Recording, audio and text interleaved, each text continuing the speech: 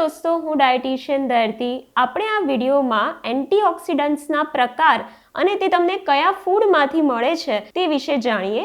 તો પહેલું છે વિટામિનમાં વિટામિન એ, જે તમને ઓરેન્જ કલરના ફૂડમાંથી મળે, જેમ કે ગાજર થઈ ગયું, સ્વીટ પોટેટો એટલે શક્કરિયા, મેંગો કેરીમાંથી મળે. પછી આવે છે વિટામિન સી, જે ખાટા ફળમાંથી મળે છે, જેમ કે પાઇનેપલ, ઓરેન્જ, જામફળ વગેરે. પછી વિટામિન ઈ, જે તમને નટ્સ એટલે કે બદામ થઈ ગઈ, સીડ્સ અને એવોકાડોમાંથી મળે છે. પછી આવે છે કેરોટીનોઇડ્સ, જેમાં પહેલું છે લાઇકોપીન, જે તમને લાલ કલરના ફૂડમાંથી મળે છે, જેમ કે ટમેટા, બેરીઝ, વોટરમેલન એટલે તરબૂચ થઈ ગયું વગેરે. પછી આવે લ્યુટીન અને ઝીગઝેન્થિન, જે તમને લીલા શાકભાજીમાંથી મળી રહે છે. પછી આવે છે ફ્લેવેનોઇડ્સ, જે તમને સોયાબીન, ગ્રીન ટી અને કોકોબીન્સમાંથી મળે છે. અને પોલિફિનોલ, જે તમને હોલ ગ્રેન્સ અને ડાર્ક ચોકલેટ્સમાંથી મળી રહે છે. પછી આવે છે મિનરલ્સ એટલે ખનિજ તત્વ, જેમાં પહેલું છે સેલેનિયમ, જે નટ્સ, બ્રાઝિલ નટ્સમાંથી મળે, હોલ ગ્રેન એ સિવાય સી ફૂડમાંથી મળે છે. અને એના પછી